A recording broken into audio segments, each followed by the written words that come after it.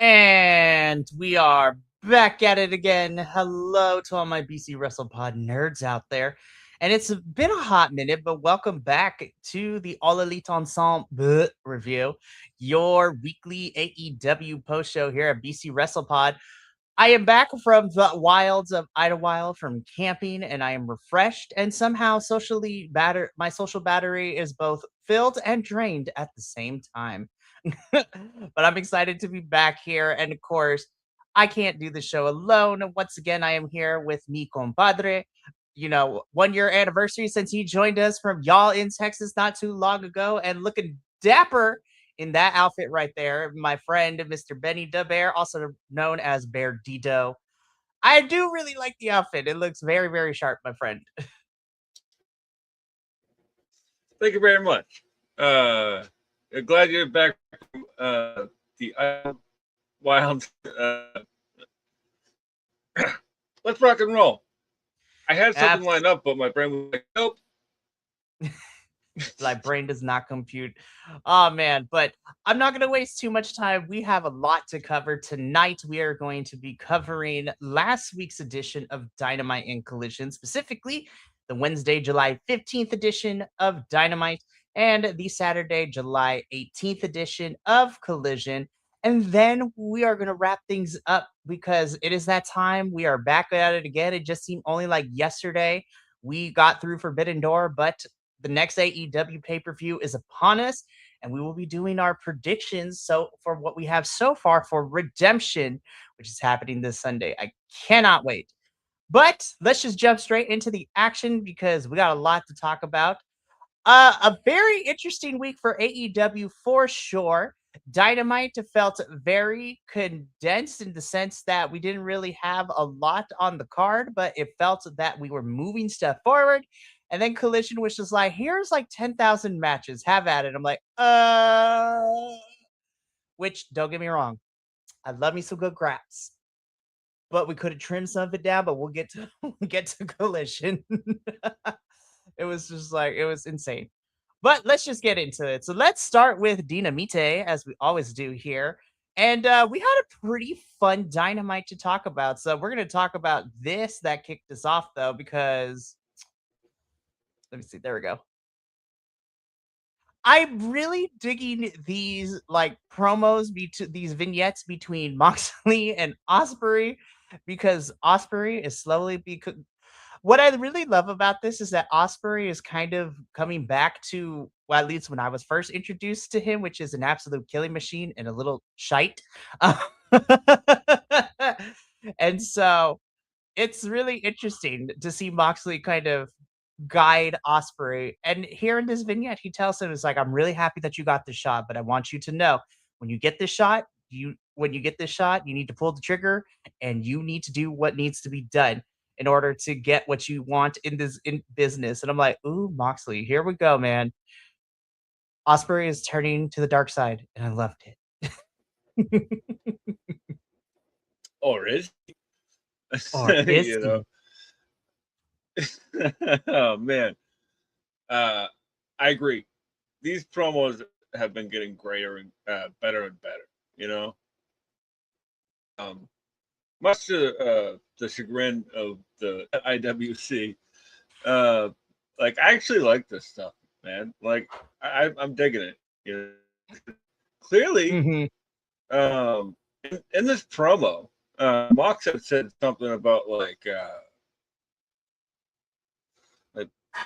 never take your eyes off target. Right? And Mox is always the one to tell you exactly what he's about to do in a riddle. So it's gonna get interesting from here on out. It really is. And we're definitely going to see it, especially when we talk about the things that happen on Collision too, because the evolution of Will Ospreay leading into his match against Kenny Omega at Wembley is going to be a fun journey. And yeah, Ospreay is kind of slowly coming back to what I was introduced back to him when I first laid my eyes upon Ospreay not too long ago. So this is going to be fun. But with this opening vignette out of the way, we continue proper into our first official match that kicked off the show, which was for the AEW World Tag Team Championships. Now, Tony Khan, Anthony Khan, I love you. I truly, truly do.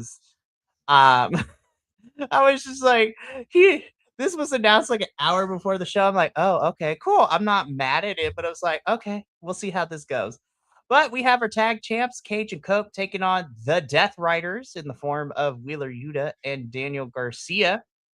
Uh, is it really bad to say I kind of enjoyed this a little bit more than I did this title defense a little bit more than I did with their title defense at Forbidden Door a couple weeks ago? I don't know. Um, And I think that's and no shade against the dogs because I love Clark Connors and I love Dave Finley, but it's Wheeler and Garcia. I'm like, yeah, yeah. I was like, this is actually pretty fun. This is a pretty good television title defense. I will. That is my positive. So, story time. I was in the building for this show, Yeah, and you know, I got to sing Edge out to the ring, Cope out to the ring, which was absolutely fantastic. I feel bad for the people in front of me because I was really off key. Uh, but you know, uh, funny story. I'll get to in a second with the Young Bucks at the end of this. But like, I really thought this was a shining moment for the younger Death Riders here. Like you, the crowd was on Yuta from the jump. Like as soon as that bell rang, it was "F you Yuta" chants, and then Danny gets in, and he and Cage have like a little back and forth, and then Cage does the dance with the, with the fingers. Oh man, this was absolutely perfect, dude. Like, uh, and uh, Christian Cage really has found this like beautiful, like he's not doing much, right? Like he's found this beautiful mix of like he's doing all character stuff, right? So he doesn't have to do as much, you know. And it really was really weird though, because like, as soon as like Yuta and Garcia started getting over on Cage, like it, Cage is like walking this line of like he's a heel, but like he's also getting the heat and the or you know getting beat down in the tag matches to feed to Edge for the hot tag. This was a very sports entertaining match, is what I'm trying to say. This is a very sports entertaining match. it most definitely was. And I think that having the younger Death Riders be in this position to have this match is really, really solid and a lot of fun as well. And, it continues to set things up. So, Cage and Cope do retain the championship, so which makes a lot of sense given the fact that Redemption is going to be in Canada. So we are heading up north this Sunday. Cage and Cope are both from Canada.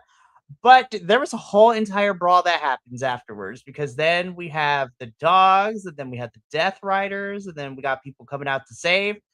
Now, they announced it a little bit later in the show, and then spoiler alert, we got a promo from Cage and Cope to kind of confirm it on Collision. But because the Death Riders continue to stick their nose into Cage and Cope's business at Redemption, we find out that they will be defending the titles on the line again against the Death Riders, but now they anteed up the stakes because now they're taking on a little bit more of the seasoned members. So they will be taking on Claudio Castagnoli and the Busted Pac at Redemption. So I'm like, this is gonna be good. Claudio just wants to hit people, and Yeah, I'm here it for was like that. a net. Exactly. He's just Claudio's just gonna beat the crap out of people, and Pac is just gonna be a bastard. Um, maybe we have a bastard off between Christian and Pac here. Um, it's funny. Like at the end of this, like the Young Bucks were at the end of the match. The Young Bucks were like up in the stands, right? And like I was like focused on Edge and Christian. No idea that the Young Bucks were there. No idea. But this match is going to be super fun, man. I'm looking forward to this one. Also, why isn't Pac and Claudio a tag team more often? Seriously. That's a hell of a tag team. That is a dangerous combination of people too. And honestly, I would be like, down, let's do it.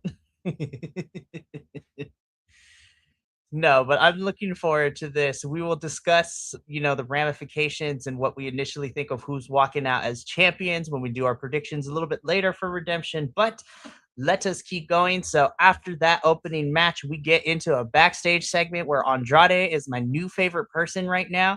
And I quoted him all throughout camping last week. And I have turned it into an inside joke with me and a couple other people with, of course, how you know. I don't care what nobody says. Andrade is having a lot of fun with this. Of course, just to summarize what happened, Andrade is in possession of MJF's diamond ring. Renee asks, Andrade says he got it from a good friend. And Renee says, be like, would that friend happen to be Will Ospreay? And then, of course, Andrade with the t-shirt with the quote on it and his catchphrase now, how you know. And also talks about he's got this match with Jake Doyle. If he wins, he gets a shot at Mark Davis at the national championship at Redemption. This is the funnest I have ever seen Andrade since I was introduced to him way back in the black and gold era of NXT when he was there. This, in my personal and professional opinion, this is the most fun I have seen Andrade have, and I'm really, on a personal note, I'm really happy to see him have like a blast with what he's doing right now. Definitely. It's so obvious that he's having a blast, and it comes through. And I love the catchphrase, and Renee, she's so fantastic. She's just so fantastic. Like earlier in the night, like just a minute ago, when Cage and Coper on the way out to the ring, she was ringside, and she was like, I tried to get a word with Christian Cage, but you can imagine how that went. She just like, y'all already know how. She literally breaks the fourth wall. She's like, America, you knew what this was. Yeah. So fantastic, man. Yeah. Oh, man. Yeah, Renee's great. I love Andrade. And again, Andrade has this ring. Don't know if it's going to come into play in the future storylines, but I love that he's in possession of this ring and just like another middle finger to MJF, a symbolic middle finger to MJF, and we love it. Well, after this interview segment backstage between Renee and Andrade, the conglomeration get jumped, y'all. Like the conglomeration get jumped. And Renee's just watching them get jumped by both the Demand and Lethal Twist. I'm like, oh boy, multi-person factions. It's getting crazy. And then when we get to Collision, I was just like, the Avengers have assembled, y'all. This is insane. But yeah, the conglomeration got jumped. It is a 6-on-3, and I was just like, damn. Yeah, I'm actually sort of digging the Lethal Demand or whatever they're calling themselves. Like, I'm really here for a good mid card feud between all of them, because I'm glad that Blake Christian and Lee Johnson are here. And the more I get to see of Jay Lethal, I'm happy. And the more I get to see of a happy Jay Lethal, I'm happy. I agree. Also, I'm glad that this is also giving the conglomeration a new feud that is not the Don Callis family. Yeah. Well, most most of them. Um, again, we're when we get to Collision, we're going to talk about how I feel like we're entering Avengers Endgame territory, but we'll talk about that a little bit later. So again, Lethal Demand, Jump Conglomeration. We might be getting a trios championship match coming down the line, figuring it out. Conglomeration might get some help. Who knows? But love new stuff. And you know what? I agree with you. Lethal Demand on my screen. I'm not going to complain because I love everybody that's a part of it. And the Conglomeration boys. We love it. Also, I need to get those yearbook photo shirts just for me because they are hilarious. And I want one of Roddy because it is fun. The Willow one is great. Oh my Like, gosh. she has like her eyes closed.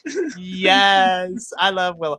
By the way, AEW, I don't know if you listened to me, but you finally got it together. They entered the world of plushies because now they're selling a Willow unicorn plushie. I'm like, I'm not usually a stuffy person like that, but I will buy a Willow unicorn immediately.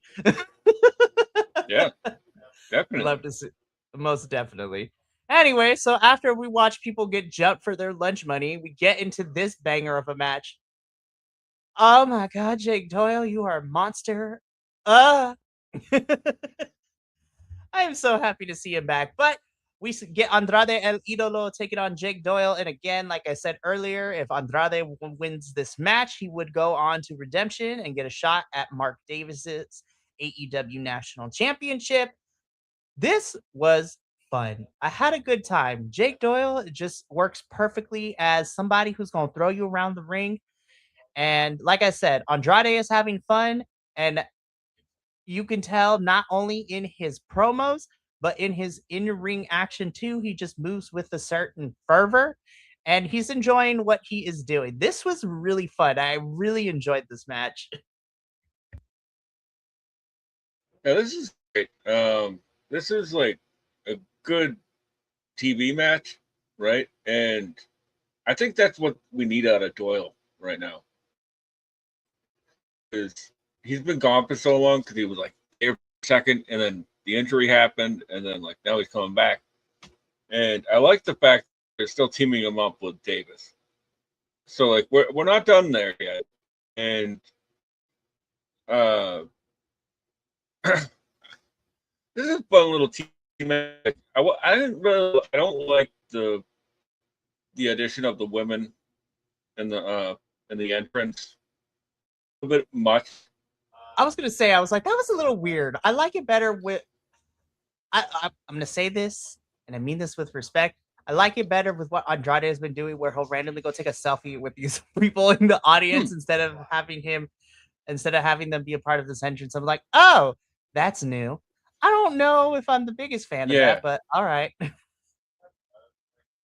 Yeah, I'm not the biggest fan of that, but like, you know, the selfie I can deal with because it's funny. It's a funny gimmick, you know, and it's a plant. And this time it was Ava Everett who is the one that took on Athena on Collision. Um, but yeah, like that's a little bit much. That's my only complaint about this match because it really was no. It was like what 7 minutes, 8 minutes. You know, like there's not much to complain about here. You know. No, I agree. And this match served its purpose. It got, the stipulation was if Andrade wins, he would get a chance to fight Mark Davis for the national championship at Redemption. And the 7 to 8 minutes served its purpose. So Andrade wins. Therefore, we get the match officially set that at Redemption this Sunday, Mark Davis versus Andrade El Idolo for the AEW National Championship.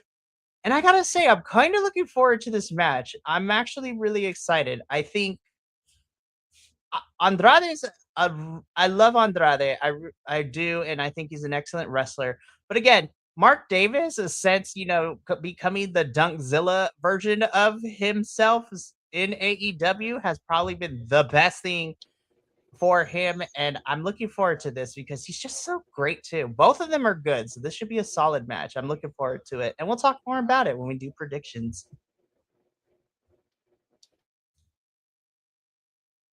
I love it. Also, love this picture of Andrade. I was like, yes, fashion icon. Let's go.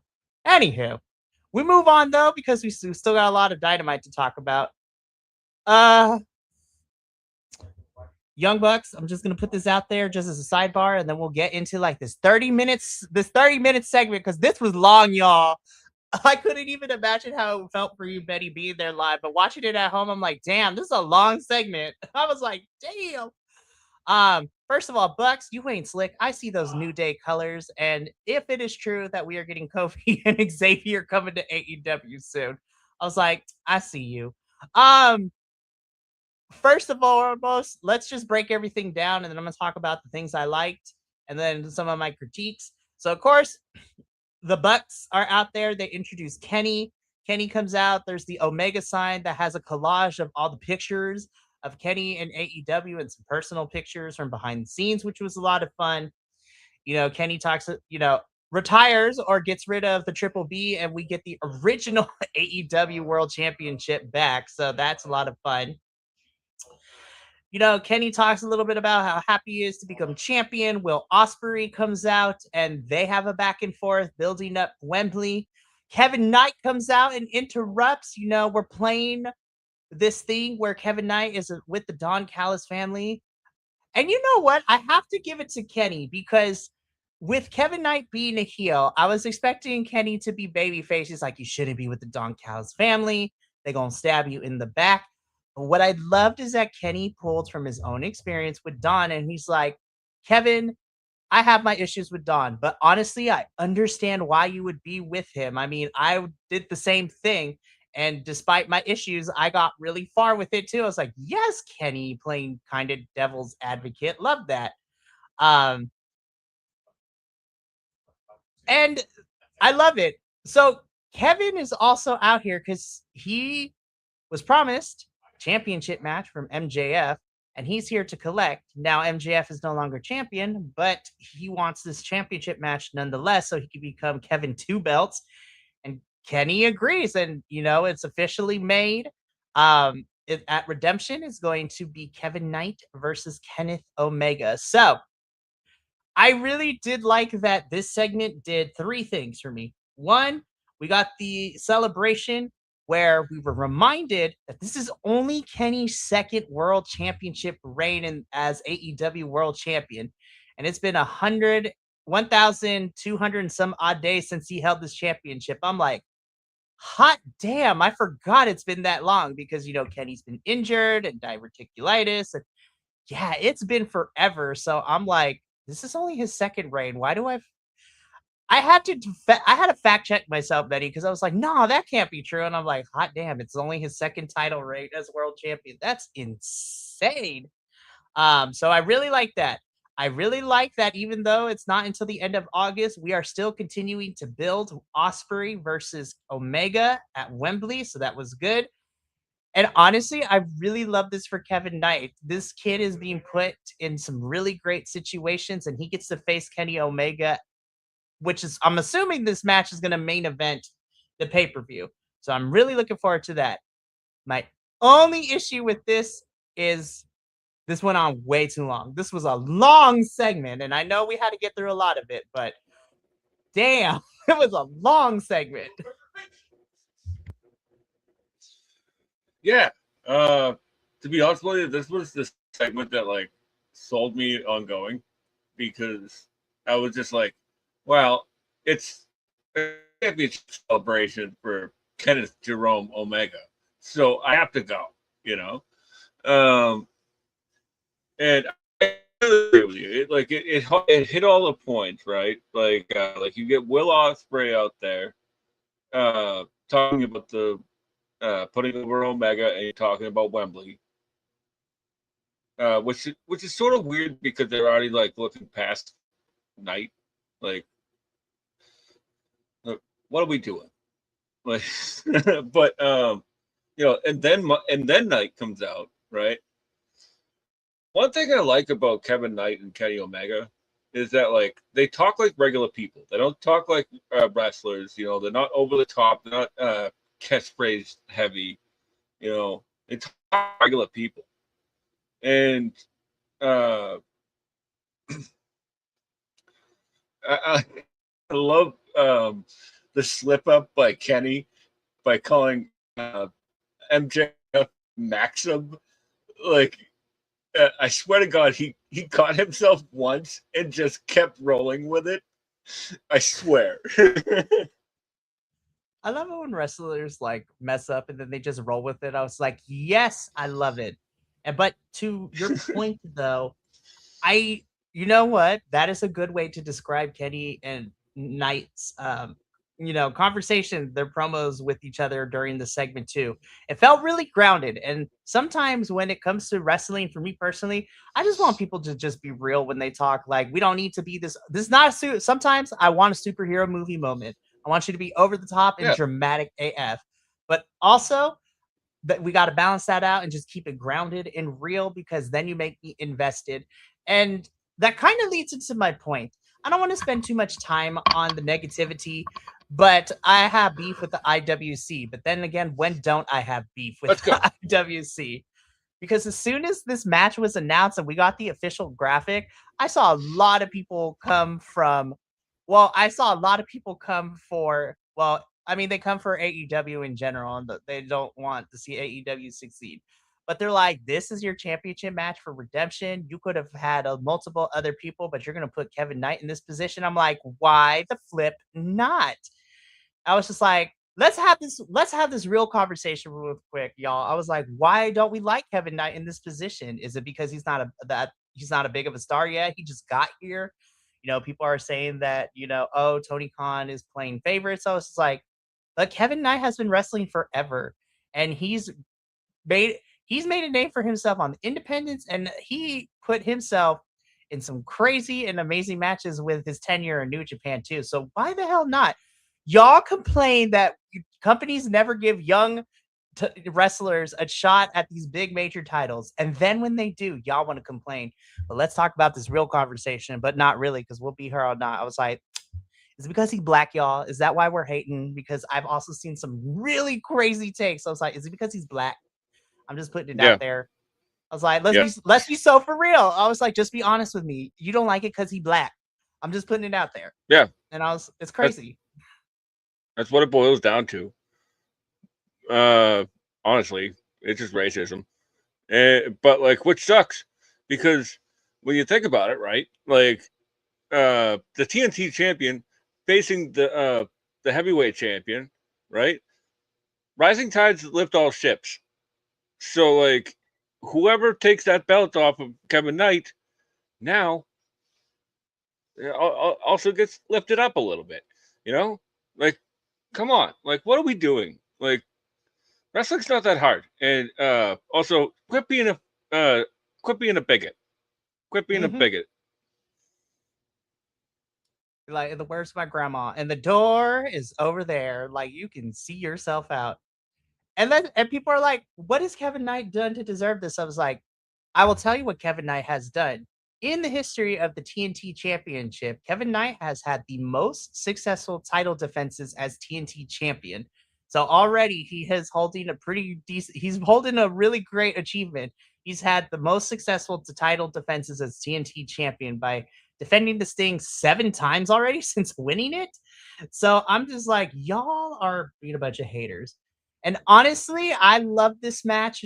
I don't think Knight is going to win, but this is a really good litmus test for him, because this is a big primetime opportunity. And I'm only assuming this match is going to main event redemption. But putting Kevin Knight in this main event title picture, I'm like, why the hell not? He has earned it in the 7 months that he has been here. And honestly, Kevin Knight's gonna have a great week. Him and Darby are fighting it out this tomorrow night for the TNT Championship, and then on Sunday, he's got Kenny Omega. And again, we'll talk about it a little bit later, but Speedball Mike Bailey is also still orbiting around Kevin Knight. So Kevin is in a great position. I need y'all to calm the foot down. Like, excuse my French, but I'm like, damn, y'all. You're right, Benny. It's not this hard. I don't know why people make it hard, but that is my TED talk. We could be here all night, honestly. So don't be racist. And I'm looking forward to this match. So bite me. Anyways, moving on. Um, we Brodito got a tune-up match, and I was like, damn, Aaron Solo and Nick Camarado. Love you boys, but Yeah.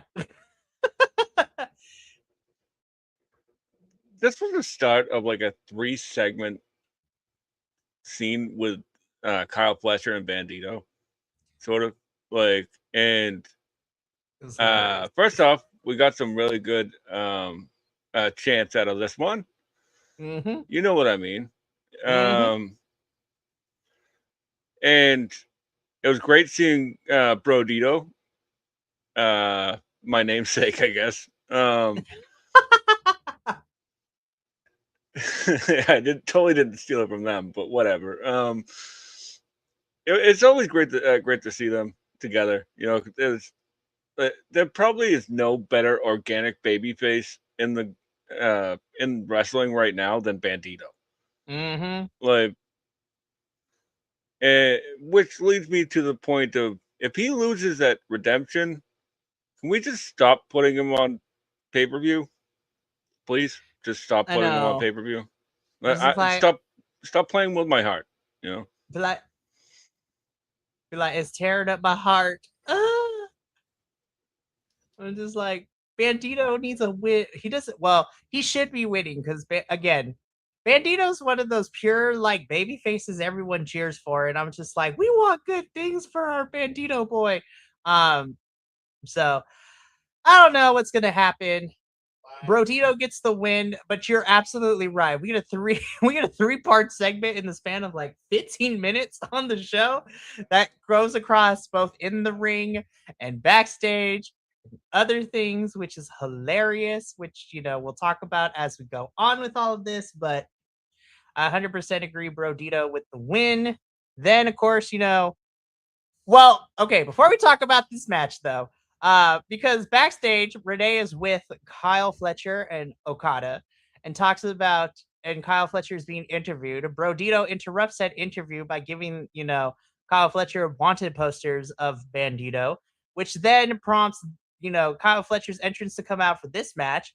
And yes, have we seen this match like 18,000 times already? Yes. Am I tired of it? Hell no. Because Kyle Fletcher and Commander have one of those chemistries that is forever. Just give me like 18,000 matches and I will never get tired of it. When you have great chemistry with somebody, you have great chemistry with somebody. And these two have great wrestling chemistry. And also, since we're slowly getting visa issues fixed, it's nice to see Commander back on AEW television like this. And him and Kyle Fletcher just made magic. I was like, ooh, this match was so much fun. Yeah, it was. Yeah, it was. I can't remember if did, did the Don Callis family come up at the end of the segment with Omega, and then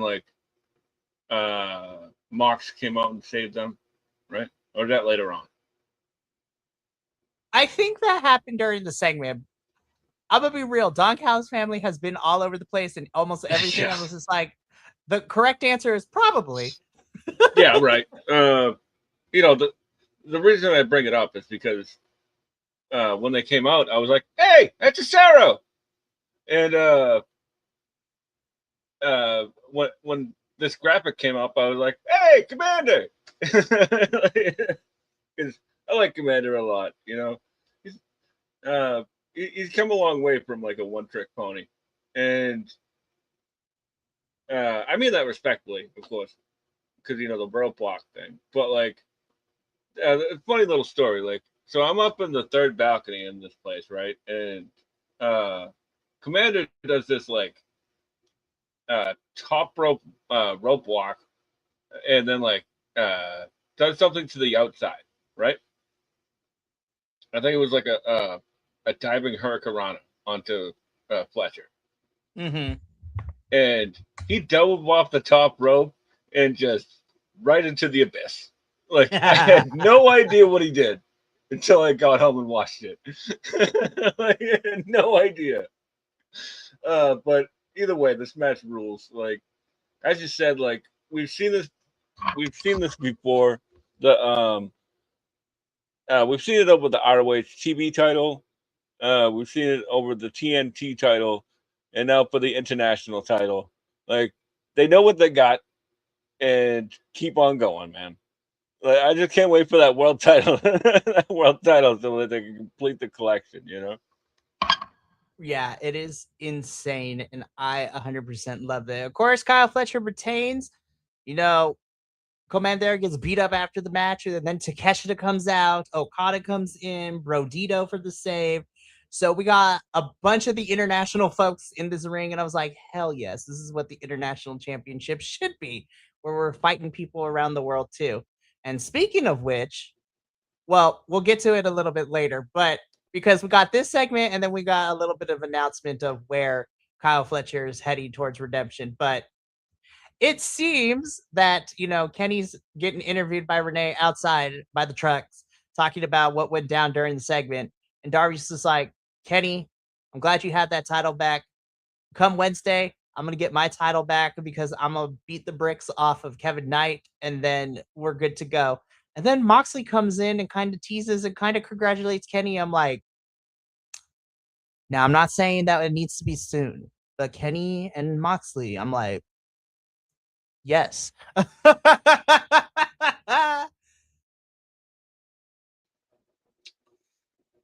So, what's old is new again, and let's do it one more time. You know. Run it back. Run it back. And the fact that Darby versus Omega has never happened, I know that's not what they're talking about in this segment. But I would Is like that too. but I would like that very much. For reals. It's crazy to think about, like, even though, yes, 5 years may not be a lot of time, but for a new wrestling company that is not WWE to find success and prosper like this, I'm like, the fact that we have yet to get Darby and Kenny, like you said, I was like, that's crazy that we haven't gotten that in the 5 years that this company has existed. But hey, you know what? We might see it down the line, and let's get 5 more, 10 more, 15 more, 30 more years. Let's go. Like, I'm excited. This is going to be fun. But anyways, moving on from this though, this is where Kyle Fletcher is tired of everybody getting his business. I also love that Okada's like, I'm here for you, Kyle. I'm gonna stab you though. That back is prime for stabbing. Like you could tell he's like, I want that my championship back, and we gonna play this long game. But Kyle Fletcher is tired of the disrespect and tired of everyone. And so he's just like, you know what? Let's just make one thing clear. For the first time at Redemption, this international championship will be defended. And he calls out, and we officially get Kyle Fletcher versus Bandito for the international championship.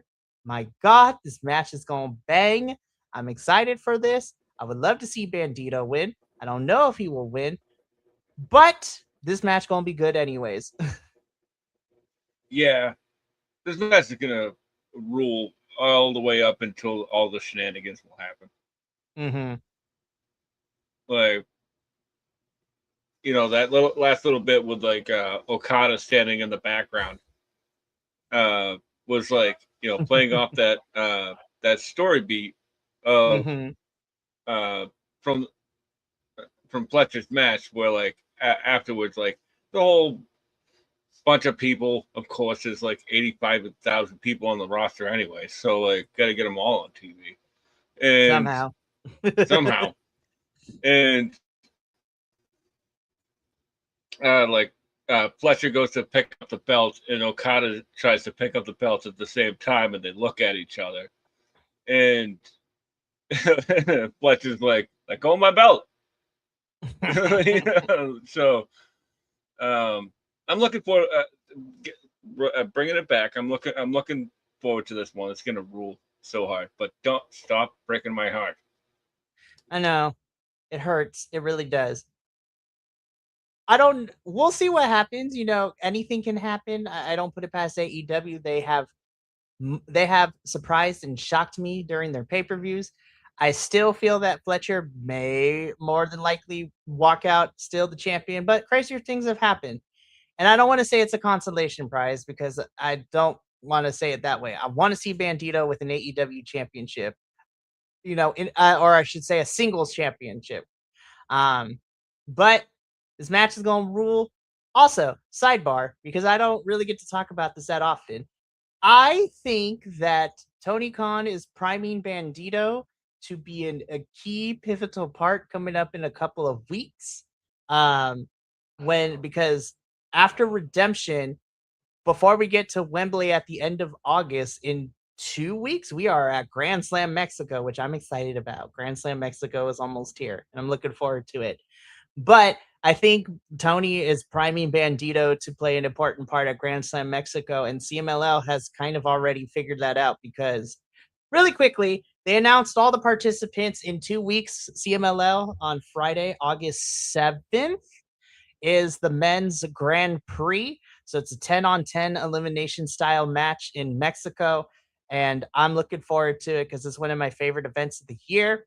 They've announced all the participants. So Roddy, Pac, Orange Cassidy, they're all representing AEW in the Team World. And so that's going to be a lot of fun. But the more important part in this is that the two teams, because it's Team World versus Team Mexico, Místico is the captain of Team Mexico, and CMLL announced that Bandito is the captain for Team World. So I was like, yay! Bandito is the captain for the World team, so that's going to be fun. Sounds amazing. That sounds exactly. Incredible. It is. And you can find the AEW and CMLL boys coming together in a couple of weeks too when we talk about it. So it's going to be a good time. It's going to be a good time. But let's keep going because we got a lot to discuss still. So moving it back into AEW. Darbs, I mean, I always say this with the Darby match. Be like, oh, he died. I feel like he almost died again when Brian Cage threw him into the ring post from the ramp. I was like, I forgot there was a ramp. Oh no. Darby doing Darby things. I was just like, what else is new? Yeah, you thought he died, and the crowd died in the middle of this, right? Because, it was just a Darby Allin match. Like, he just gets beat up for 90% and then comes back and wins. Like, wash and repeat, wash and repeat, wash and repeat. Same match every time. So, which is, should I be tired of it? Yes. Am I? No. Do I also wish Darby would take it slow? Yes. Yes. So Darby wins by the skin of his teeth against Brian Cage. Like I said before, him and Kevin Knight are going at it tomorrow for the TNT Championship, so it should be fun. Oh my gosh, Betty, I can't believe it. A women's match main eventing a Dynamite?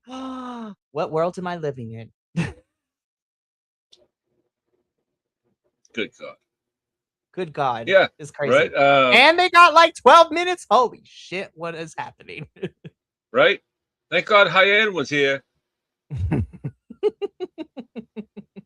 No, for real though. The funny thing is, right? Like, well, I guess it's not funny. Because I'm actually sort of pissed, right? Because here we go. You have the CEO, Mercedes Moné, in Boston, in the main event, and we don't see her until the main event. Not a backstage promo, not a recap package. Oh, wait, I'm sorry. There was a recap package at the beginning of the show. What are we doing? You're just telling us that that yes, they're in the main event, but that it doesn't really matter that much. As long as these other like 9 stories that you have going on with all the men, we got to get through those. And excuse my language. Fuck all the way off. Like, facts. I paid good money to see this match, and you didn't give me hype for it at all. That's on you. That is on the booker. Sorry, I digress. Never apologize, dude. Honestly, I would be mad too if you paid money to see this. It didn't need to be that hard. You could have done like 30-second interview spots with, Mercedes and the Divine Dominion as one team, and then Willow and Maya World and Hyen on another. Like at the beginning, like towards the beginning of the show, interview one team. Middle of the show, interview the other team, and then main event, be like, you know what, 30 seconds is all you need to set this up because we did a lot of setup last week, but they forgot about it this week. And I'm gonna be so for real. I was like, we got like 20 minutes left. What is left on this card? And then when they made their entrances, I was like, oh shit, I'm not gonna lie, I forgot this was here. I'm happy Yeah, this is main eventing, but damn, y'all made me forget this match was happening, and it shouldn't be that way.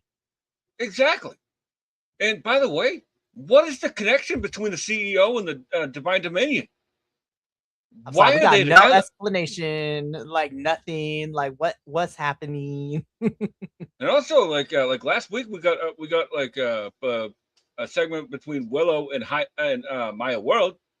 Hyann is nowhere to be seen. Wasn't even mentioned. She just said, "My partner." What are we doing? What are we doing? Honestly, I was just like, yeah, when Willow recruited Maya, you should have had Hyann be with Maya too. Be like, girls, I need your help. We're gonna take on Mercedes Monet and the Divine Dominion. It's gonna be tough, but I need your help. Down, let's go. Bam. That's not that hard. And I don't want to here's what I want to say. I am no way in shape or form in the professional wrestling business. I'm not a booker, I'm not a manager, I'm not a backstage person. I don't write for these companies, yada yada yada. And honestly, I don't want to say I could do a better job because with unless you're in that environment, I never want to assume because I'm pretty sure there's a lot of things that are happening that I am not aware of. And I don't want to assume anything because I know any job like that can be difficult, especially in the professional wrestling world.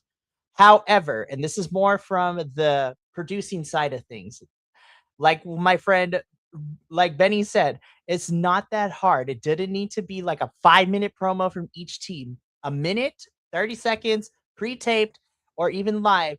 You have both teams interviewed because that's the typical like through line when you have these big matches happening in the main event. You have party A do their thing, party B does their interview thing, and then we coalesce into the main event where all the fighting happens. Y'all made me forget this match was happening, and I'm mad because I actually thought this match was pretty fun. I had a good time. But when you don't take time to make it feel like this grandiose thing, then it makes me sad and it makes me upset. And that's not how I should be feeling about this match. That's my thoughts exactly. My thoughts exactly. Like, why did I like? I was in the building and I forgot that this was the main event. And by the way, this was the only uh, match that had or segment that had women in it. Mm. I don't know what's going on in the week and a half, but I got beef with a lot of my wrestling promotions that we cover right now here in the United States. I was just like, what happened, y'all? What like what's going on? Why are we featuring less and less women segments in matches? Like AEW. I know y'all overbooked the men, but come on now. It is not that hard. It's not that difficult right now. But I digress. Outside of all that, I really did like this match. I really do. And I think with all the talent involved, it was fun. However, I can't in good conscience, like, because of everything of the lack of care to the buildup to this really kind of took me out of it. And it's unfortunate. But I don't want to be completely negative because I thought all 6 of these women kind of did the damn thing and they brought it. They really did. They did their job. Backstage needed to do their job and they failed these women. 1000%. Like they definitely failed them, but they delivered as always. Mm-hmm. The women are So always given chicken shit, and they make chicken salad out of it. Good on them. 100%. Put that on a t-shirt. Anywho. But Mercedes and the Divine Dominion do pick up the victory over Willow Nightingale, Maya World, and Hyann. That is how Dynamite ends us. And let's get into Collision because we got a lot of Collision. Collision, I love you. And normally I don't have too many complaints because y'all give me good grabs. You had lots of grabs this episode, but that is where my biggest critique of this show happened. We could have cut some of these grabs, especially some of the grabs that led nowhere. That don't play into the overarching world of AEW and or Redemption. So let's just get through it. So I may or may not have cut out certain things because there was a lot that happened in Collision. So we're just gonna get through things. So let's do this. I can't believe I'm saying this. Jungle Jack Parrot, was actually a pretty good match. And Nick Wayne, welcome back. I have missed you, Nicholas Wayne. I've missed you, Nick. I really have. This is actually a pretty fun opener, not gonna lie. No, this is a really good match. I don't see the point in the first time we've seen Nick Wayne in 2 months. He doesn't have half. He has half of his act, and he loses to Jack Perry. Mm. But it was a good match. It just didn't make any sense. Like, I was like, there's no beef. Yeah, I was like, I was like, were y'all beefing and we didn't know about this? Like, what happened? that's what I mean. Like you just came off the BOSJ in the semifinals for the second year in a row. We don't see him for 3 weeks, and then all of a sudden he comes to TV without his mother, without Kip Sabian, and loses on TV. Ugh, Sure, rude, sure, rude, okay. rude. But Jack Perry's a professional player. You know, uh, yeah, I'm getting spicy Ben tonight. Listen, I love Spicy Ben. The Spicy Benny is fun Benny because it makes good content. No, I'm just kidding. No, but like here's the thing. Like, trust me, Benny and I have said this on multiple occasions while we do the show, and I say me and all the other co-hosts across our shows, we say this all the time. We are spicy towards this. We're not being negative. We love this company so damn much. We want to see it succeed. And because we want to see it succeed, we will critique it when necessary. So it's because we love this company that we're going to give it some tough love sometimes, because sometimes it needs it. Like, we are an equal opportunist here at BC Wrestle Pod. We will talk about what we love, but we are also going to give some constructive criticism. But don't let that constructive criticism get misconstrued for us saying that we want this company to fail, because that is absolutely farthest thing from the truth. But also, we're going to call out some shit if it's shitty. I'm just saying. Yeah. I lived through the horrible years of WWE. I wanted out. And eventually I just gave up. And then AEW came along. And here we are. So, like, here's the thing, right? Like, I don't want anything to fail. If anything, all as I just said about the TNT title, but rising tides lifts all ships, right? Mm-hmm. So, like, but you also got to take care of the ecosystem in which in which you live in, right? Like, and Mm-hmm. like if Nick Wayne isn't is just coming back to TV after a very successful run in Japan, and then he loses to the guy who is in a tag team essentially. Like, what are we doing? Who is this for? Honestly, like, who is this for? I'm Like, not gonna lie. I feel like that question could be applied to a lot of Collision this episode. I was like, Collision, I love you downs because you give me good grabs. But this week I was just like, who is this for? I was like, what happened? I know y'all taped the same night, but damn y'all, this is insane. Anywho. But yeah, Nick, I love you. I have missed you. You shouldn't have lost upon coming back after Bess's Junior semifinal. And Jungle Jack Perry, listen, I love you too, but didn't need Nick Wayne to lose. But I'm hoping, I love seeing Nick Wayne. I really, really do. I'm glad he's back. Moving on. Okay, but this match though. I loved it too, but again, I was just like, why is AR Fox losing again? I'm just like, what? But damn, I actually did like this match. yeah, this one was really fun. Like, as soon as it popped up, I was like, oh boy, this is gonna be an innovative match, and boy was it. Like, both these guys have been around the horn doing their damn thing for a long ass time. So it's really great to see them on national TV getting to be able to do it.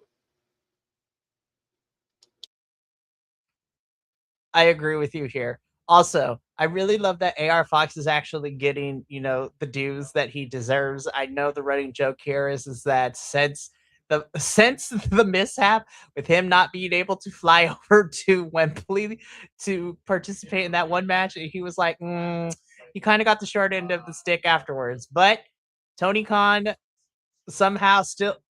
Tony Khan still saw a lot in AR Fox because even though it was short lived, AR was ROH television champion, and he always impresses the hell out of me every time he is on ROH or AEW television.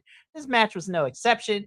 Kevin Knight wins. Great match. Kevin Knight gets on commentary because then, of course, again, there was a lot of bleeding segments and matches because like everything bled into each other for a good chunk of this episode. Oh, by the way, we should also point out that we had Paul White on commentary this episode too. I was just like, okay. I was like, I don't know how. I was like, listen, I'm not gonna lie, Paul White. I feel like there's some stuff you need to work on. Didn't hate you, but then again, the bar is not that high because I cannot stand Taz on commentary. Okay, for somebody who was in the building for this Yeah. for Wednesday, right? Like Hmm. this one was taped Thursday, so Got it. like when uh, but they gotta do something. They gotta switch it up, dude. Like the commentary is getting so bad. Like no offense, it's just my preference, right? Like Hmm. Paul White was talking about himself during this match. I Like was like, dude, dude, you can't wrestle. Like, why are you talking about yourself? And then like we got Spicy Taz over at Dynamite. I don't know who put bees in his bonnet on Wednesday, but Taz was Jesus. on one on Dynamite. I was like, what? I was like, Taz, you're usually out of pocket anyways. But I was like, what happened? I also I feel was like, like I was like, guys, where was Nigel? I was like, I was like, what happened? Like, where was I like Nigel on Collision because he could talk shit, but at least he also talks about the wrestling. And I love Nigel. I really, really do. But yeah, this week on commentary was weird. I can't believe I'm whew, saying this, and I know he wanted to do it for the whole show, but I actually when like what was it?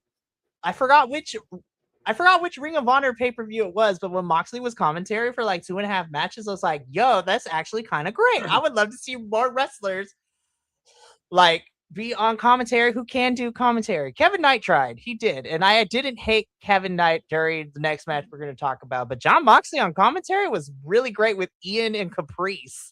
Like, yeah, John's great, anyways. But like, John's too funny because like he's too quick. So like he sort of takes you out of the match for a minute, because like you're laughing about the about the quip that he just did. Like, but oh my gosh, it was so good. I think it just depends on who he's with because, like I said, Ian and Caprice do a really good job of acknowledging it. But I still think Ian and Caprice in the whole AEW commentary universe, they're still my favorite. I think the hands down, those two are probably my favorite in the AEW Ring of Honor universe commentary team. yeah, the same. I feel the same. Like, I understand with Mister Riccaboni's outside life, you know. So like, I understand why they probably can't be doing that on a regular basis. Is what I mean. But I completely agree.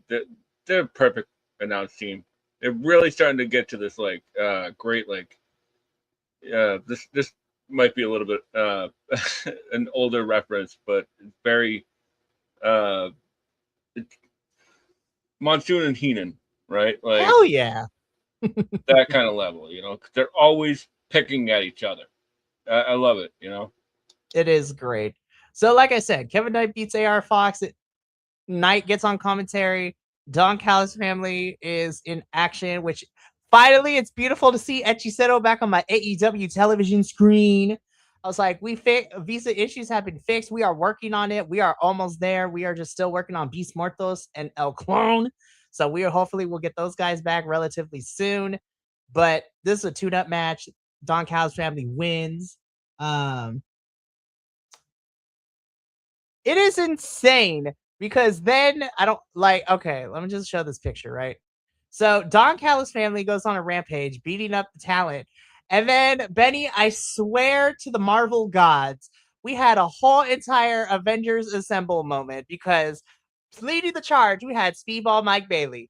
We had the Conglomeration Boys. We had the Rascals. I was just like, I don't know what's gonna happen, but like I'm kind of here for this Avengers team up of like all your, well, for all intents and purposes, outside of the Conglomeration Boys, you have a bunch of high flyers and cruiserweights in the Rascals and Speedball in this crew, and then Orange is great, Roddy is great, Kyle is great, and they all have a stare down with Don Callis family, and I'm sitting here and I'm like, I swear to God, Tony Khan, if you don't give me a chaotic AF, probably gonna be a car crash, but I want to see it like 10 on 10 match. Let's do it. I was like, yo, what is happening? Yes, sign me up for that. Because Speedball needs to be on that card, and he doesn't have a match yet. You know, like at least he doesn't have to be, but like it'd just be nice for him. You know, because Speedball has sort of like been like lost in the shuffle of all of this. You know, which I hate to see because I love Speedball. They rule. Agreed. It's really interesting what we're doing with Speedball at the moment. Like, honestly, I'm just like, he's kind of just floating around on his vlog. You know, he mentioned that, you know, he's trying to get on the redemption card because it's in Canada, so we're going to be interested. But yeah, we had this whole Avengers moment happen, and I'm just sitting here and I'm like, I need this, Tony. Please don't let it be a one-time thing and there's no follow-up, because I want to see a follow-up. But let's keep going because we got to keep talking, because we also still got redemption predictions to talk about. But I don't know who's writing these scripts, but please keep writing them, because this back and forth between the Bang Bang Gang and the Dogs is just pure gold. And this was probably, I can't believe I'm saying this. This is probably one of my highlights of Collision this week. I also love it that you have the juxtaposition of Clark Connors in his shirt and then David Finlay in a suit. And I'm just like, I can't believe I'm saying this. This is probably my favorite thing this week. Hey man, don't be ashamed. You like what you like, you know. And like, I really like the juxtaposition of like them just being like super serious, while the Bang Bang Gang is just out here just being absolutely ridiculous. This whole feud is stupid, but I love it. It's so dumb, but I'm so here for it. Also, the Death Riders are here. It's like, what is happening? Oh my gosh, I cannot. This is gonna be insane. Like, yeah, this is so much fun. I mean, tomorrow night we're getting Clark and Jay White, so this should be really fun. I'm excited to finally see Jay back into the ring. So this is gonna be a good one. This is stupid, but I love it. It's great. Okay. I applied what I said on Dynamite to here right here. Is don't take it personally. I got chills. I was like, ooh, damn. I love this. This is so good stuff, man. It doesn't need, again, you don't need to be over the top.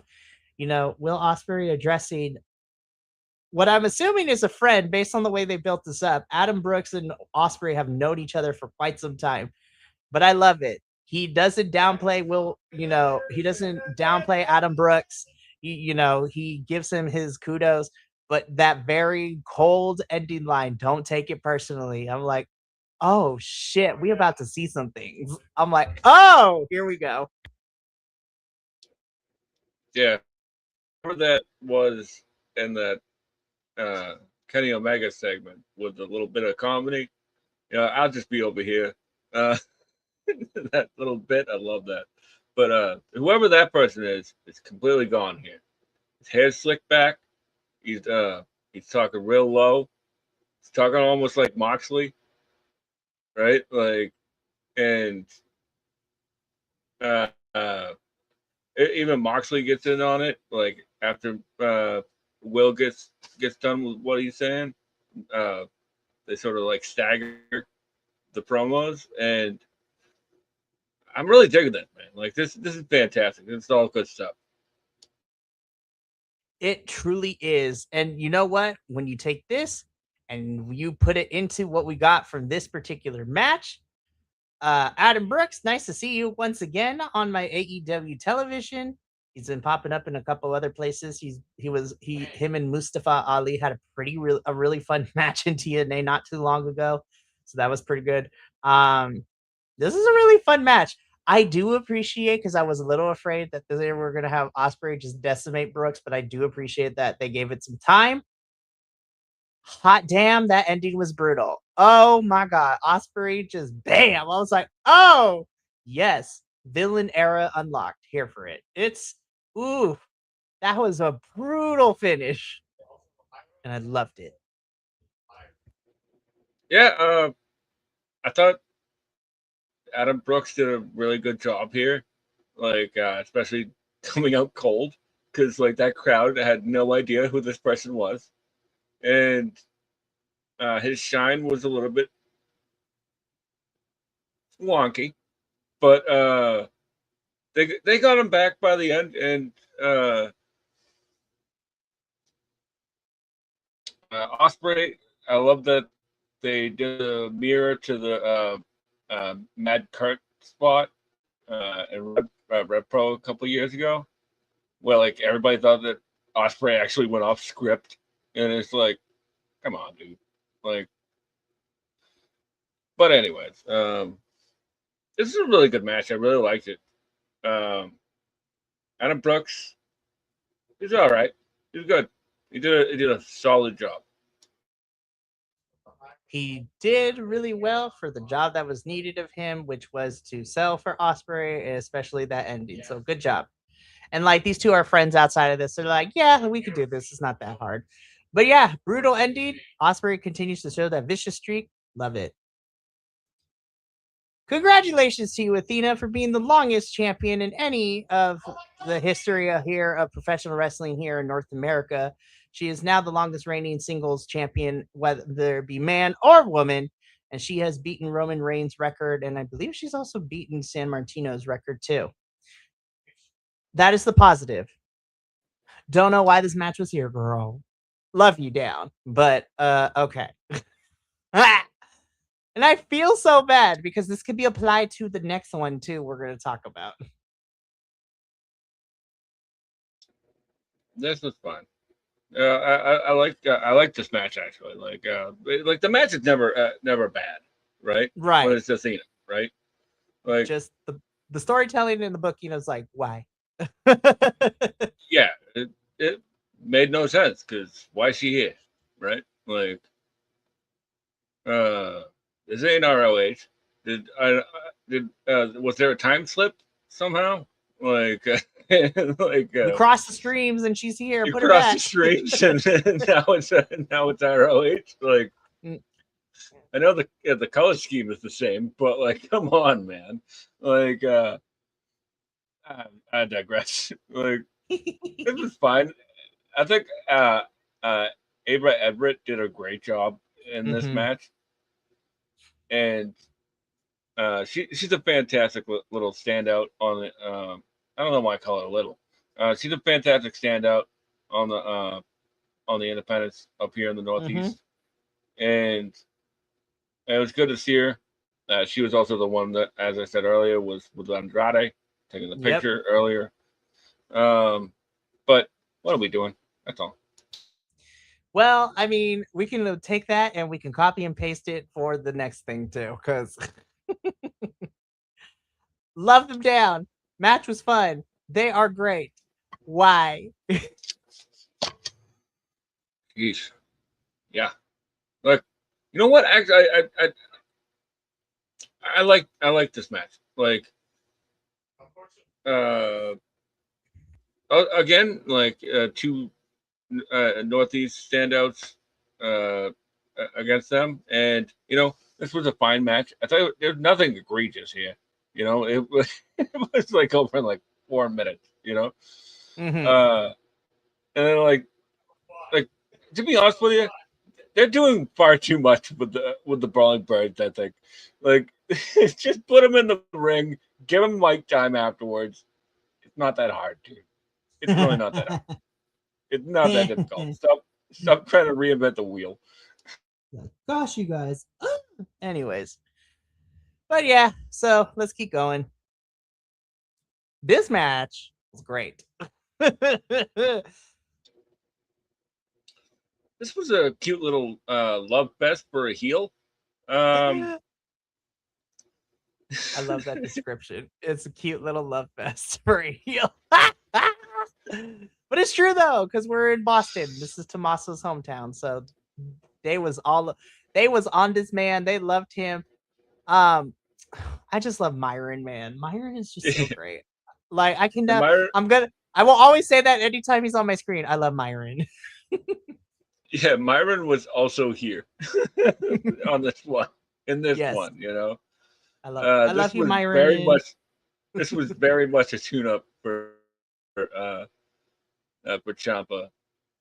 I like the segment with Paul White at the that end. Shit was hilarious, and I don't think they intended it to be, but that shit was hilarious to me. Well, because Tommaso I think I might be wrong, but I feel like Tommaso might be a secret theater kid because, like, there's just certain things as a performer that you pick up on. Like, when he got on top of the chair to meet the height of Paul White, I cracked up. I was like, oh my gosh. I was like, oh, Ciampa just gets it. But the important thing to kind of come so Ciampa wins. Fun match between him and Myron. Face off with Paul White because Paul White is besties with Jericho, and Ciampa gives Paul White a message for White to give to Jericho, which ultimately is that for the Sunday, the match between, because I honestly forgot this was happening until I was reminded, the Painmaker Chris Jericho versus Tommaso Ciampa is now a no holds barred match, and I was just like, oh boy, we're gonna see how that turns. Also, interesting that this is the only like different color coded title card match card for Redemption. Everything else is the same, like blue and white and turquoise. This is the only match that has a different color. I'm like, okay. It is what it is. It's fine. I'm like, it's not for a title. You could have this at the beginning of the show. We'll be okay with it. Like, I have no qualms with this. It's not for me, but I'm not gonna poo-poo all over it either. Yeah, it's the same here. Like, it's not for me, and I'm glad that Jericho found his hat. Funny enough, I've never seen a Painmaker match, so I've been aware of the Painmaker Chris Jericho, but I've never seen this iteration because I kind of was late to the AEW party. But anywho, well, you see the hat and the makeup. yes, I have seen it before. I just never seen that iteration of Jericho wrestle in the ring. No, here's it. That's what I'm getting. That's what I'm getting to. See the hat and the makeup. That's it. Got it. The more you know.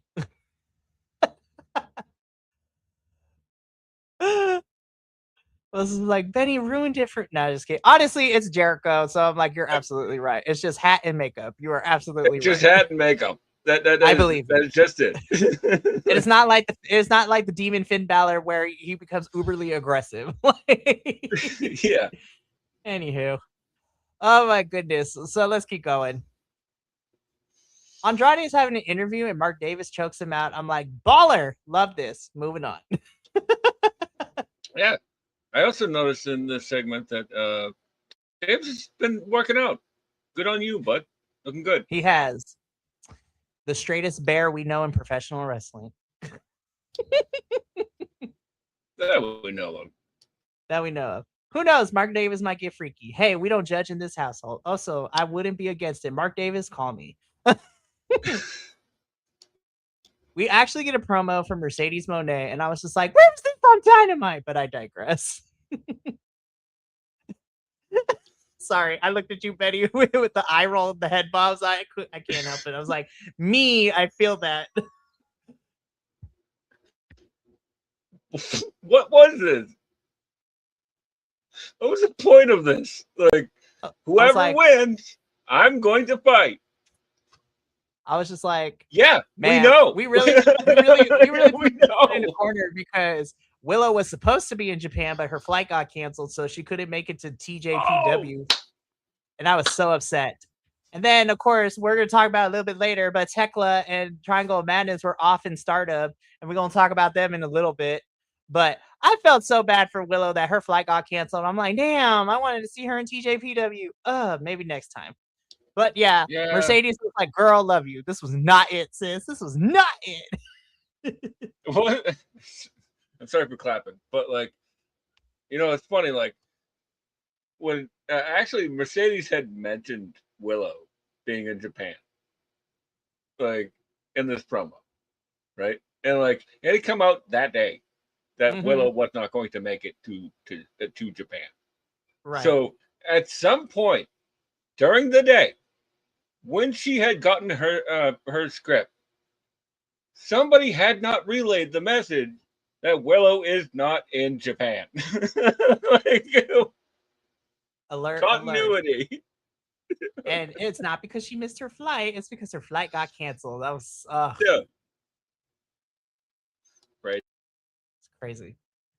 But I'm like, all right, girl. I know we gotta do. We're building up to Wembley, but like this was not necessarily the brightest moments. But hey, it's okay. Yeah. Not I mean, everything's fixed. I didn't hate it because it's Mercedes. So like, what are you gonna do? That's true. Very true. Anyways, we keep him pushing. Oh my god, this match. This is probably my favorite Collision match this week. Well, yeah, this is my favorite Collision match of the episode, and dare I say, I think this is probably my favorite match this week. Period. And not to steal from you, Ben. Not to steal from you, Benny, but I agreed with what you posted on the social media. You don't need like over the topness when it comes to this. You just need good intensity, good chemistry, and these two have it. Loved it. Yeah, that's exactly how I feel. Like, the thing is, like, this match was again like maybe like less than 10 minutes, but it was perfect. They told you it was a fight, and we even got a variation of the 21 plex. So I cannot be angry about this. This is also my favorite match of the week. Again, Bandito is just the perfect baby face. Adam Priest is really good too, and I love him in ROH and when he pops up on AEW television too. So good. I have no notes. I have nothing else to say. Just yes, match of the week for me across AEW television. Loved it. Moving on. One thing I love about that Adam Priest guy too is that like he's a great like a meat and potatoes type of wrestler when he's a face, right? But like when he's a heel, it takes every single shortcut. So like it's like the polar opposite. He's a fantastic wrestler. Love him. He really is. Speaking of fantastic wrestling, before I talk about the promo itself, I want to say congratulations to the Triangle of Madness, who are now the new Goddess of Stardom champions. So Tekla, Julia Hart, and Sky Blue are the Goddess of Stardom champions. So that is the trios championships in Stardom. The social media stuff has been great from everyone involved in all of this too. And Starlight Kid still be beefing with Tekla. So I'm looking forward to if we're going to get that rematch at some point. I actually would love to see that be at Stardom's Dream Queendom at the end of the year, which would be really fun. But I'm really happy. And I'm really happy to see Julia get championship golds again. It's been far too long since she's gotten to hold a championship of any capacity. And I'm so happy for her. This is actually probably Sky Blue's first title as well. Yes, it is and too. It's not even in AEW. How about them apples? It's crazy. But either way, congratulations. Well deserved. And best of luck in the 5-star Grand Prix. Yes, Julia. So of course, B Priestley could no longer participate due to injury. So Julia is going to be competing in the 5-star Grand Prix, which I'm so excited to see that for her. Get those reps in for the tournament. It's going to be a good time. But the promo itself, because of everything that happened at Beach Break, Julia and Sky are challenging Divine Dominion for those AEW Women's Tag Team titles tomorrow night in a no DQ street fight match. So I'm like, oh, I love it when Julia and Sky get involved in a no DQ street fight because them girls are probably going to bleed and it will be glorious thumbnails. Oh my goodness. Yeah, it's gonna rule. I love that for them. This is going to be a fun match tomorrow for sure. But we finally close out the evening of Collision with our main event for the TBS Championship. Hikaru Shida, Take No Shida, taking on the challenger and Miss Queen Aminata. First and foremost, that white and black gear, Queen Aminata, serve 8 down. Like, yes, ma'am. That outfit was everything. Yeah, that's pretty great. I love Aminata, and like I'm starting to get the feeling that like Aminata is probably too good of a hand for them to do anything with, because she puts on great matches and that makes everybody look great. So. I do want to see her get a championship at some point. It doesn't need to be crazy, but I want to see her win a championship. Now, her and Cheetah just put on a really great match. This match was actually really good too, and this was probably my second favorite match of AEW this week, period. This was a really fun match. Cheetah wins by doing what heel Cheetah does best, and the roll up, which was fun. But no, honestly, those headbutts by Aminata, man, ooh, they look devastating as all hell. And I'm just like, girl, that thing is a registered weapon. Like, honestly. But Sheeta wins here. Again, this was a really fun match.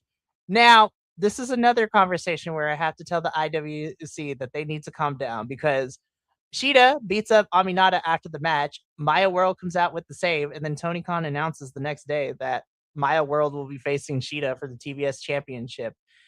Now, I am of two minds of this, and I want to get that out before I, put belt's ass on the IWC again too.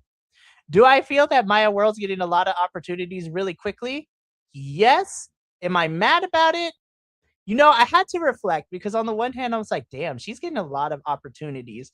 But at the same time, I'm like, I understand where people are coming from because there's other women on this roster who could have gotten this opportunity. But to be completely honest, I'm like, listen, I am a person that believes that, you can be, as long as you're booked and blessed, like that is all that matters in this business, honestly.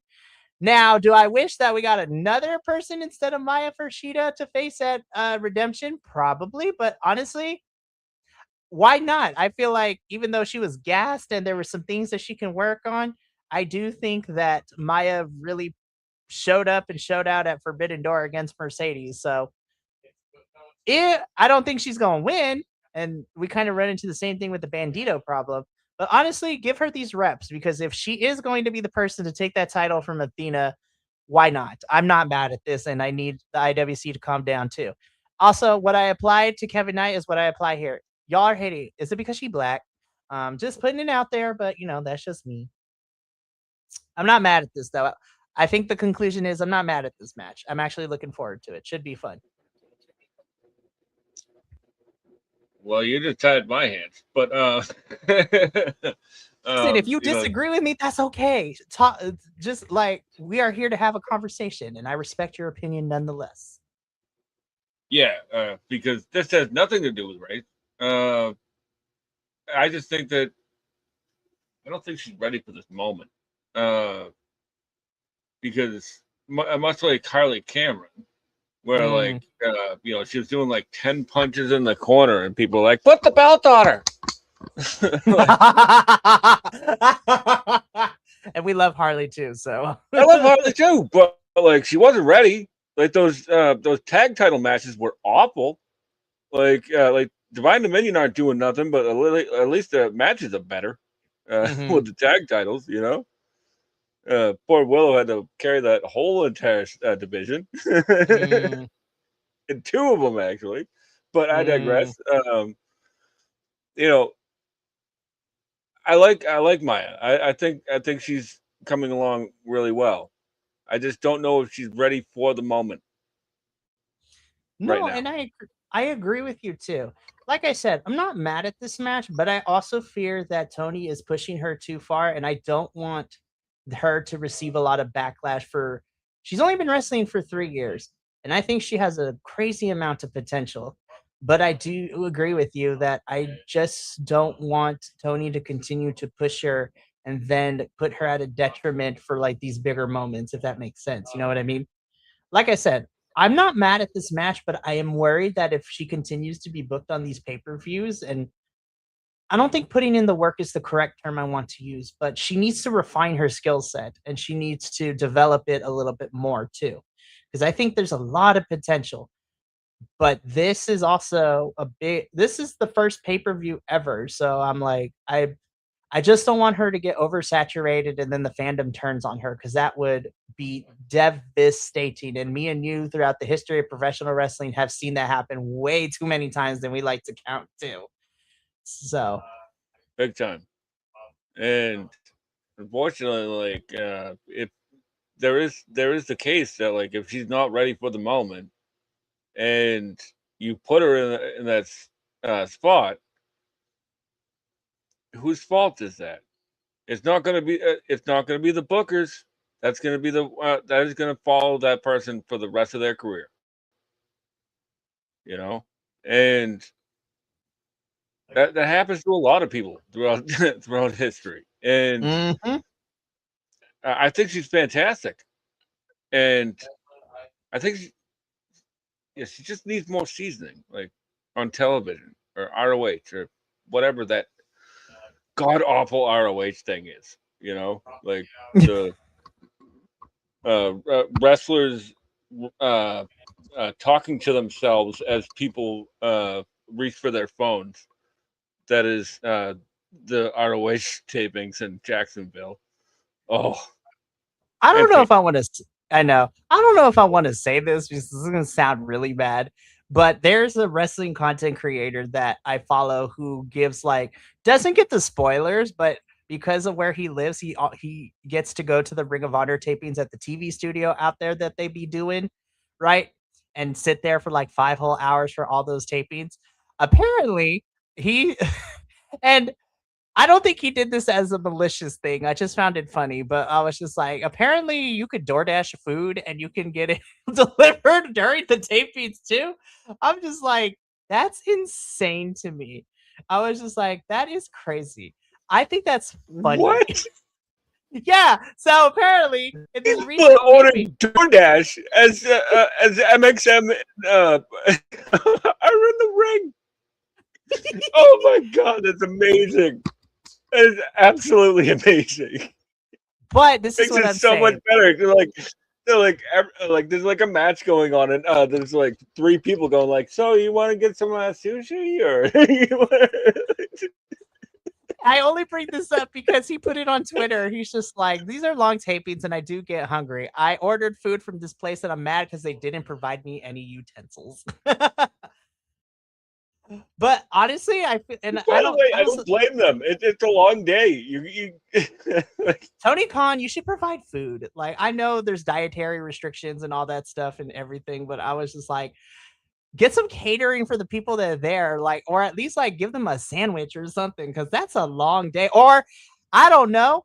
I mean, it's a lot of cleanup, but and it depends on the studio, but allow people to bring in food. Like bring in food. I was just like, it's a long day. We gotta feed some folks out here.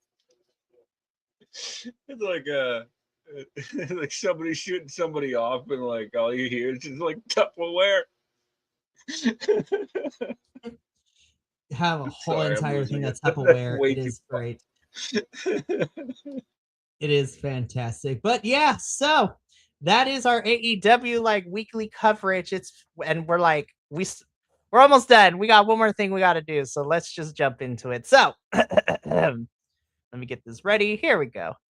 I have to say, first and foremost, I really do like the color scheme for Redemption. I think it's like a good use of the different shades of blue and white and silver. It is fantastic.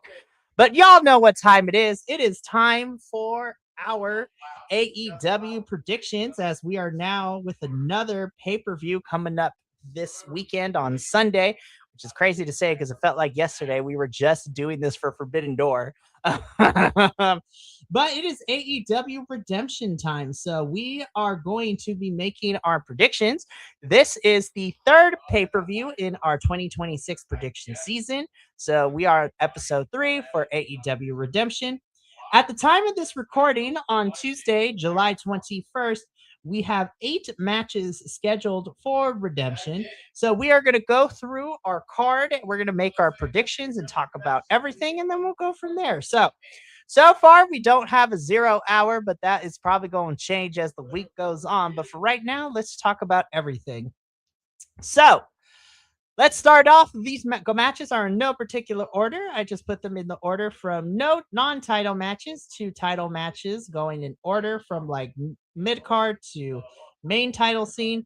And let's get into it. Now, this is the one match where I was like, is it going to be fun? Yes. Am I trying to figure out why we're doing this? Kind of. But in a tag team match, we have the Death Riders, Will Ospreay and Jon Moxley taking on the Young Bucks. And I'm just sitting here and I'm like, this should be an entertaining match, but why? I was like, this match came out of nowhere for me. I was like, okay. Yeah, that made no sense. It made no sense, right? But like, but there is 2 more episodes until the pay per view, so they may clear this up, you know. But I'm gonna have to go with the Young Bucks on this one.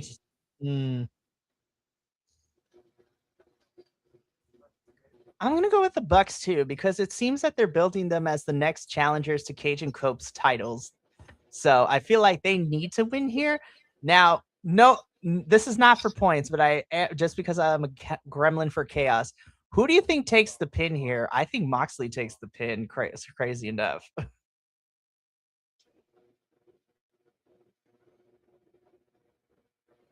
That's crazy. That's crazy to think of. Maybe it's like a rare count out situation. Could be. I could also see that too.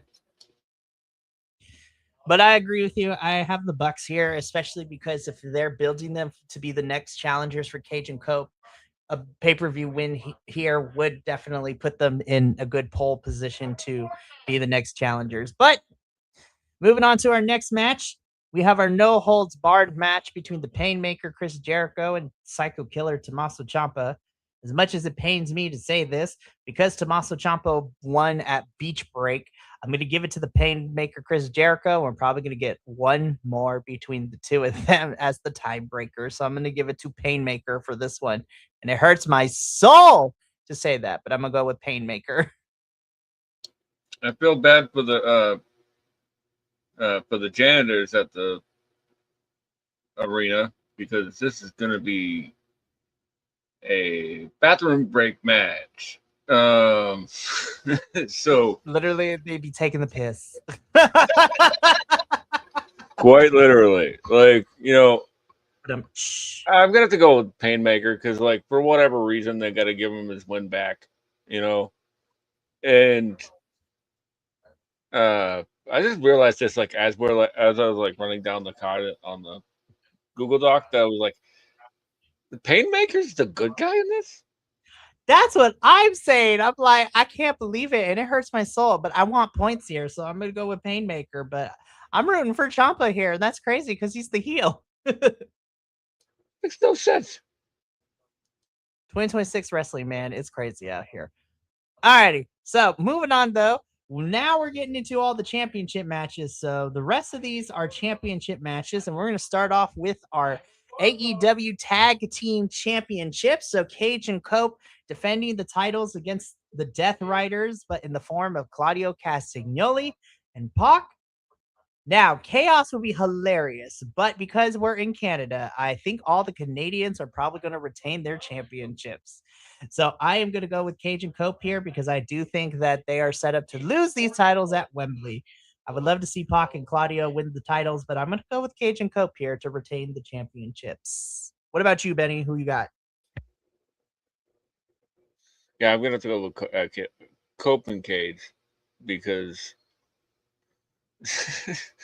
it's such a random match that like there's no way that Pac and Claudio are taking those belts. Yeah, I don't think so either. Plus, I think plus after Redemption, we're like 2 weeks out. Pac is going to be busy in Mexico with the Grand Prix coming up shortly, and I believe Claudio is also part of that too. We'll talk about the full list off air because Team World and Team Mexico is pretty stacked. But I agree. I think Cage and Cope are being set up to lose the titles at Wembley, and so but should be fun. Yeah, that's all I got for this one. I think it'll be a good match because like I think the idea here is that like Pac and Claudio will probably give Cope and Cage their best match yet into Wembley, you know? Right. Oh my goodness. I agree with you. This should be a fun match regardless. Now, this match though, this match got potential banger written all over it. Especially because of the amazing work both of them are doing.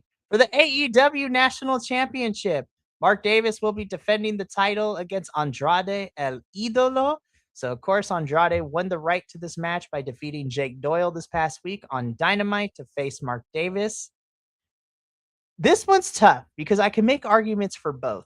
However, because the Don Callis family is still a pain in Andrade's side for all intents and purposes, I'm actually going to go with Mark Davis to retain here. I don't think that Andrade is going to win here, but I do think it's going to set up for Andrade to go full scorched earth and to guerrillas tactics the Don Callis family. So, but man, I would love to see Andrade hold some championship gold. Not even gonna lie, but I'm gonna go with Mark Davis here. I don't think Mark is losing this title yet, but I also think this is a setup for Andrade to go full scorched earth. But I'm gonna go with Davis here. Cool. I'm gonna go the opposite. I'm gonna go to with Andrade because he has the Dynamite Diamond ring. That is also very true. And he's probably the hotter hand right now. And because like, you know, like Davis is there, but like, you know, well, what is he really doing? You know? That's true. But like wildly fantasy booking here. I have I don't know if this is gonna happen. I don't even know if I want this to happen, right? But like, what if formerly known as Santos Escobar, right? Shows up to help Andrade fend off the Don Callis family. Oh my god! If Santos shows up, I would lose my absolute mind. Right, and I know that like you know they're buddies at least, you know, so why not, right? And I know he's a hell of a worker. I've seen him. Yeah. I've seen him before WWE, so he's a great little guy. Again, I did that again. He's a great wrestler. He's a great wrestler. So he is a great little. You could say he's a great little guy because he is very short. And you could say it because I'm tiny as well. But honestly, this match can go either way. But I would be happy either way, to be completely honest. But I can also see your point for Andrade. But the real winner of this match is me because both of them are hot. Anyways, moving on. So we already talked about the moment for Maya, all this and that. This one's probably one of the easier ones to pick. I got Shida retaining here. I will be shocked if Maya wins, but I think we still got lots to go with Sheeta, and I want to see Sheeta hold this title for for a little bit. So I'm gonna go with Sheeta here. So yeah, that's all I have for my reasoning. It was just like Sheeta. Yeah, same. Moving on. Easy and yeah, moving on. Oh my God, Tony Khan, you're gonna break my heart, man. Like, why do you do this to me? Because my head, I'm gonna pick Kyle Fletcher, but my heart wants Bandito, and you're making me pick against my heart, and I'm mad at you, Cody. Antonio Khan, we got words and we got squabble, but this match is gonna bang. AEW International Championship. Oh my God, I want Bandito to win so hard, but I'm picking Kyle Fletcher because I still think that we're getting that triple threat at Wembley between Kyle, Okada, and Takeshita. But I want my boy Bandito to win, man. Like, get this man a win. Anyways, I'm done crying. I got Fletcher. Yeah. I'm of two minds on this one. My brain says that Fletcher retains. My heart wants Bandito to take the title off him because, you know, Fletcher's already looking towards the future, you know, and like he's already got like Okada, he's got Takeshita like already lined up. Like, if somebody comes up from behind him and then like Bandito and just takes all away from him, then you get some really great story elements there. I think, you know, like a crash out for Fletcher.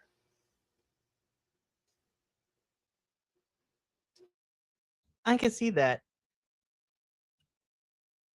Man, I just want Bandito to win. I am okay with losing a point if Bandito wins because my heart will be happy. But we'll see what happens. Now, moving into our two main titles. First, the AEW Women's World Championship, Tekla versus Willow Nightingale. Willow Nightingale got this opportunity by winning the Casino Gauntlet match at Beach Break after returning from injury in quite a good fast amount of time, which was nice to see. Oh my God, this one's really hard. This one's really, really tough. Whereas Kyle Fletcher and Bandito was my head versus my heart, this one's really tough for me because this really can go 50-50. And the implications for either one of them winning, because unless we get a crazy thing happening, one of these two will be the opponent for Mercedes at Wembley. And I love both of them. Willow is always Willow's been my favorite since her introduction into this company, and she is just the light that keeps on giving. Tekla has really come into her own and to find herself and has been an awesome heel champion since winning the title. This is really tough for me. I went back and forth with this as I made this morning, and I'm still trying to figure out, but I ultimately think, and I wish it wasn't at the expense of her opponent, because I think that in a perfect world, these two would go on to do amazing things for Wembley. I'm gonna throw out the wild pick here. I have Willow winning and becoming new AEW Women's Champion here for this one. I know that's a long shot, but I'm gonna go with Willow, man. It hurts. I love Tekla, I really do, but I already went against Bandito, so I gotta go with Willow with my heart with this one. I love her to death, and I don't care if I lose the point. I don't want to bet against Willow. I love her too much, but this one really is 50-50. But I'm gonna go with Willow to become new AEW Women's World Champion. Same. We're always wondering, when is it going to be Willow's time? Right? I think you give her the win here, and then she perhaps wins at Wembley to start the crash out for Mercedes. Mm-hmm. Because that is something we still need to get back to, it's not a story you can just drop, Tony. That Owen Hart You've been Championship teasing it the whole time. Yep, that Owen Hart Championship is the last title that that Mercedes has, and she has yet to get a win over Willow. Because again, Willow beat her for the TBS Championship back in January. So let's keep it going, man. Let's keep this going. Yeah, Willow's seems to be Mercedes' kryptonite. Never forget that she also beat her for the NJPW Strong title on during its debut. So she's always sort of had her number, which is great because Mercedes like Willow pretty much is like just really great hand, man. Like she like has amazing matches with everybody, like Athena, Mercedes. Like she's on another level. Just hasn't ascended for whatever reason. I think, yeah, Tekla has had an amazing reign, and I think she will be fine, especially since it seems we might be setting up for her to do in the Triangle of Madness to still be fighting with Okada-san in Stardom, which is okay with me. And so, and with them being the Goddess of Stardom champions, I think that will also be okay with her. But yeah, this is gonna be fun. And finally, last but certainly not least, what I'm pretty sure is main eventing Redemption. And I'm really excited for this match because I think it's going to be great. But I'm really excited to see Kevin Knight in this position. But Kenny Omega defending the AEW World Championship against Kevin Knight. I do think this match is going to be a big test for Kevin. I think he's going to show up and show out. And again, I think Kenny's going to do a really good job of putting over Kevin. And these two are going to have an incredible match. Another easy one, I have Kenny retaining the championship, but this match is going to be really fun. I am looking forward to it wholeheartedly on Sunday. Yeah, same. This is just an easy win for Omega on his way to. I don't mean like an easy win for him. It's going to be a hard battle, right? But like, it's going to battle test him and prepare him for Wembley and Ospreay. Yeah, and we have like as great as that match was with Max, right? We need we need a match to solidify that the cleaner is back, the best bout machine is back, and who's honestly one of the best in ring performers that AEW has right now, and that's saying a lot. Is Kevin Knight. And he also has connection with the audience. So like they're actually booing him, like which is something they're not doing with Fletcher. You know? I think it was perfect, especially. Well, I think it worked perfectly too, and we talked a little bit about it during our Double or Nothing post show, where being the person to attack Darby, who I would say is a fan favorite, and the AEW universe loves Darbs.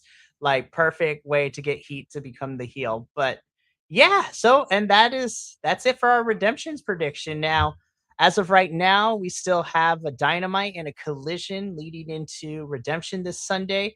So we don't know what else will be added to the card. But all I know is that next Tuesday, Benny and I will be here to do the post show for Redemption. I'm looking forward to it. And then all roads lead to Wembley. So All In's going to be really fun.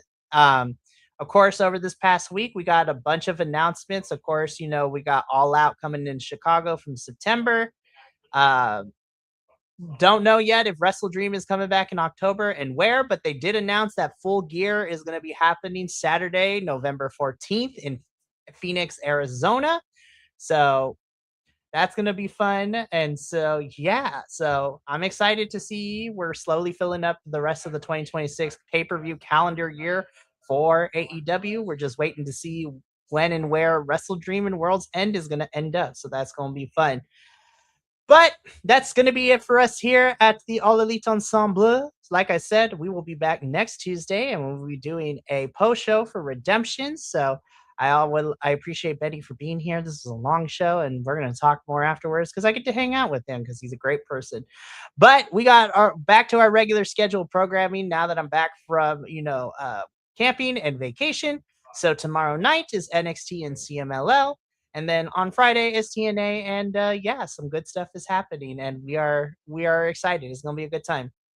But from all of us here at BC Wrestle Pod to you at home, remember, take care of yourself, love one another, stay iconic, and more importantly than anything, you always deserve to finish your story. I'll see you tomorrow for our double packed episodes of NXT and CMLL. But until then, sayonara, adios, and until next time, peace.